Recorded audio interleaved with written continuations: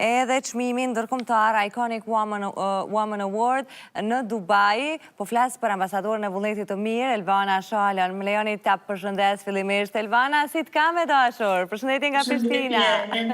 Përshëndetje.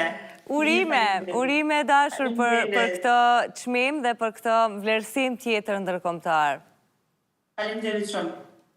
Si u ndjeve, si u bë, kam përcjellur diçka nga rrjetet sociale, por me siguri ke qenë gjithkohës në lëvizje, nuk është se ke ndarë shumë. Si ishte gjithçka? Ishte shumë mirë, faktikisht ishte një emocion shumë i veçantë me pranu një çmim të tillë. Është një nga çmimet më të rëndësishme ndërkombëtare që jepet çdo vit për personalitete të ndryshme, të cilët japin kontribut të vazhdueshëm në çështje të ndryshme, në kategori të ndryshme. Unë jam emëruar me këtë çmim për kontributin tim në diplomaci publike, në arenën ndërkombëtare, veçanërisht në promovimin dhe në gjithë përfshirjen e kategorive të marginalizuara në formë të barabartë në shoqëri. Kam qenë në mesin e 50 personaliteteve të cilave i është ndarë ky çmim. E kam ditë natyrisht më herët për emërimin e këtij çmimi, por nuk isha shumë e sigurt nëse do të arrij të vijë dhe ta pranoj direkt në Dubai, kështu që jam e lumtur që u krijuan edhe mundësi që të vija për shkak të agjendës së ngarkuar që e kisha në Kosovë, por dhe disa ftesa të tjera në vende të tjera të botës, kështu që emocionet ishin të jashtëzakonshme. Natyrisht kur puna jote tashmë 20 vjeçare shpërblihet me një çmim të tillë në mesin e shumë personaliteteve që u nderuan qoftë nga Shtetet e Bashkuara të Amerikës, nga Azia, nga Afrika, por edhe nga Europa. Elvana, në fjalimin tuaj thatë se gratë i mbajnë kombet mbi supe.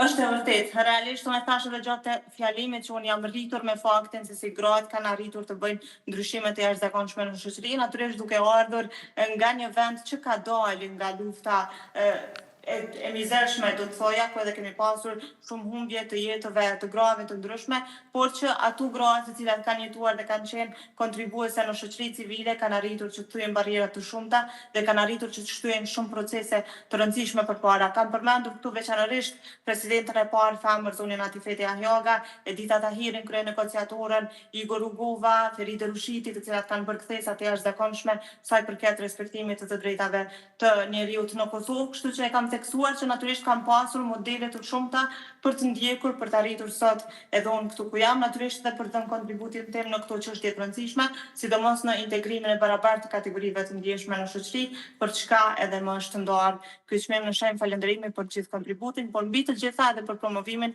e diplomacisë publike të Kosovës kudo në botë, veçanërisht në vendet ku jemi më pak të njohur, duke qenë se vazhdojmë të mbesim një vend i ri. Përpos vlerësimit dhe kësaj mirënjohje të gjithë angazhimit tënd prej vitesh që të bë përmes çmimit, ka ura të reja komunikimi që konsideron që mund të lindin edhe projekte ndoshta që mund të fuqizojnë akoma më shumë gjitha projektet e tua dhe të gjitha zonjave që duan të shtyhen përpara rolin e gruas në shoqërinë tonë? Po, absolutisht ne shfrytëzojmë edhe unë faktikisht në çdo përfaqësim të vendit që i bëjnë arenën ndërkombëtare, shfrytëzoj rastin që të krijoj ura të reja, qoftë në aspektin diplomatik të diplomacisë tradicionale, do të thoja, qoftë në atë të diplomacisë publike për të pasur mbështetje të vazhdueshme sa i përket realizimit të projekteve të ndryshme që ne do të bëjmë në Kosovë. Aktualisht do të kem një darkë me ish-ministrin e jashtëm të Malavit për diskutuar pikërisht për këto çështje dhe për mundësinë e vazhdimit të bashkëpunimit me Shtetin e Kosovës në fusha të ndryshme, po natyrisht edhe me zyrtar të lartë të Emirateve, të cilët ishin mbrëm, domethënë gjatë ndarjes së këtyre çmimeve dhe ceremonisë, dhe natyrisht do të bëjmë më të mirën që ne të vazhdojmë bashkëpunimin tutje në projekte të ndryshme sa i përket çështjeve të drejtave të njerëzit në Kosovë. Do të ketë edhe diçka konkrete, kuptohet për fund të vitit, si zakonisht, ku unë vi me një projekt të caktuar që prej kategoritë të ndjeshme të shoqërisë, por për këtë gjë do të bëjmë lajm publik pak më vonë. Dhe sigurisht ne do të ndjekim në çdo hap tënde, ashtu siç kemi bërë për herë. Faleminderit shumë për kohën që ndave, që në kohë reale prej atje të na ndash këto emocionet e para. Leruna, faleminderit, në fakt jeni mediumi i parë, është intervista ekskluzive që japën nga këtu, meqense unë do të qëndroj edhe disa ditë në Dubai për shkak të takimeve të tjera. Gjithsesi këto ishin vetëm disa informacione të shkurtra sa i përket ceremonisë dhe çmimit cilin e kam marrë, ndërkohë që për detajet të tjera po besoj që do të shihemi sapo të kthehem në Kosovë. Të uroj qëndrim të mbar atje dashur, të përshëndes. Faleminderit shumë për kohën. Faleminderit. Ishim me Elvana Shalon e tani do dal me njëherë tek një